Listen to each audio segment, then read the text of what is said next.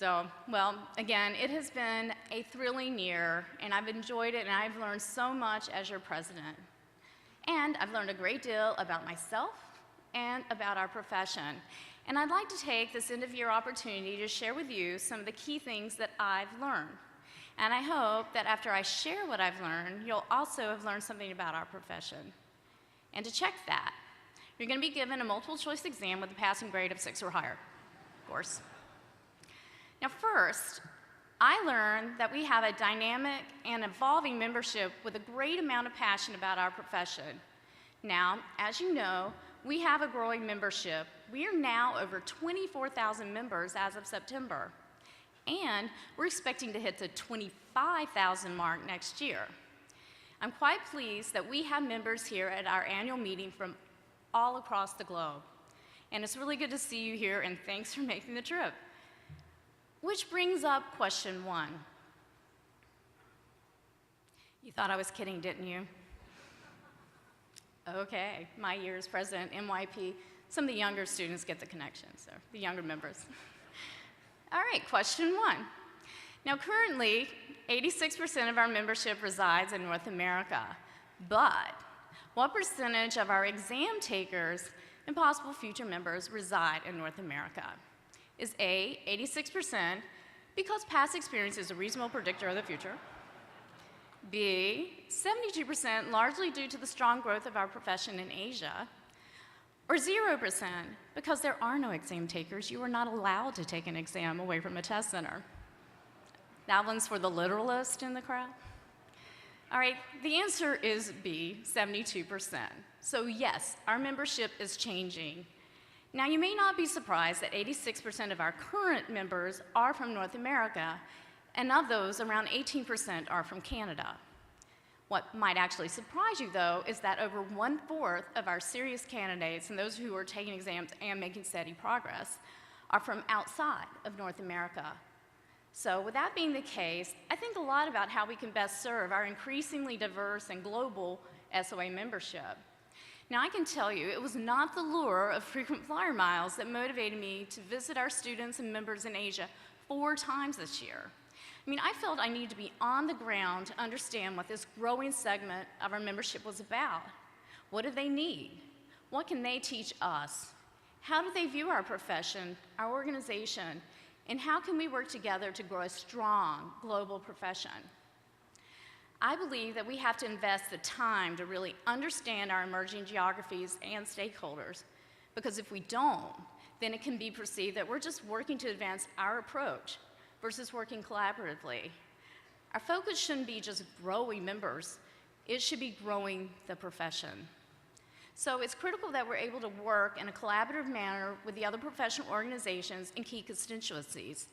This is to advance our profession and also the SOA. Abroad as a profession, we have real challenges, but we have infinite opportunity. So, I have learned that we have a dynamic and evolving membership with a great amount of passion about our profession. And that is not just true when I look at our growth internationally, because it is true here in North America as well. Now, as I mentioned, our members have a great amount of passion about our profession. We are proud to be actuaries, and we want to keep our profession strong. Nowhere was this more apparent than when I visited the actuarial clubs. We have excellent grassroots support in the actuarial clubs, but I think there's more that we can do here, and we have an untapped opportunity. I've spoken at several club meetings, and my interactions with members have been really encouraging. Okay, which brings up to question number 2. Are you ready? Okay, the question is, which club did I most enjoy visiting? A, Lincoln, one of the nicest and reddest places I have ever been. B, Cincinnati, because it will always be my first club visit. Minneapolis, St. Paul, due to the delicious bundt cake they served at the reception. True story. Or Philadelphia, even though I think they actually like Mark better. E, all of the above. All right, well, the correct answer is E, of course. Now, when I met with the actual clubs, not only did I have some delicious fun cake, I had really great conversations. I have found that our members are really engaged, and they care and have a real passion for the profession, and they're acting on it in their local clubs and communities. So how do we better leverage this great commitment to our profession? I think that we can get better integrated here, using like social media and other types of outreach that go beyond the great work that our practice sections already do. We should better leverage the club offerings and professional development and networking on a geographic basis, and that's going to complement what we do on the sections basis, which are more focused on practice areas. Now, the SOA plans to explore how to strengthen actuarial club engagement in 2014, and I look forward to supporting that effort. And that's good because I just found out that a new club is being started in my backyard in North Carolina. Now, I know that many of you are involved in the actual clubs, so if you have any suggestions on how we can better support or leverage them, please let me know. Now, to focus on our future members, I visited 12 universities in the US, China, Hong Kong, and Thailand. I was pleased to see that we have a phenomenal pipeline of future actuaries. And this is due in part to the great actual science faculty who are educating our future colleagues. So what I learned is that faculty are looking to work with us to discover ways to expand our profession. Specifically, they're talking about how we can capture what they call would-be actuaries. Now, what do I mean by would-be actuaries? These are the folks who take an exam or two, but then they move toward non-traditional but risk-related careers like in banks or on Wall Street. Now, they work every day addressing financial risks, but they never come back to our profession because they think, we no longer match up with what they're doing. So, to change this perception and to capture this opportunity, academics believe we can build a pathway that better aligns to their work in the broader finance, banking, and related fields. And can we even go further and align our actuaries with new businesses and industries or areas that'll benefit from our skills? I think we can, and in fact, if we want to remain relevant, we simply must. It is being done in other countries, and we can do it too, but we need to think big. We need to learn how to cultivate opportunities in these emerging fields. Now, our qualitative and quantitative skills set us apart, and our ability to manage and analyze data is a huge advantage as we enter the big data era of business. Now, add to that our high level of professionalism, and we have something really strong to offer. But we need to think big, and we need to think differently. Now, the SOA is focused on building these opportunities, and I'm sure our diverse and passionate members, students, and academia, they're all going to work together to make it happen, and I'm looking forward to seeing where they take us. Now, the second thing that I learned during my year as president is that relationships matter, and it requires a great amount of effort to keep them strong and positive. Now, during my years as president-elect and as president, I was a member of the Council of U.S. Presidents, which has presidential representatives from all of the U.S. actuarial organizations. Now, while this group looked for ways we could collaborate across organizations, it became clear to me that we should do more than that. Their meetings should not just focus on how can we collaborate, but they should also look at how we can address areas where we seem to have conflict. Tension hardly ever gets better by simply ignoring it, and misunderstandings are seldom cleared up without conversation. Now, I think our profession would be strongest if we consolidated the U.S. organizations, but until that happens, each organization should and will continue to pursue its individual missions. And those missions, they're going to overlap. But our profession needs the organizations to work together in maintaining a strong profession. That is critical for our success. Now, for my last lesson learned, but first, your last question.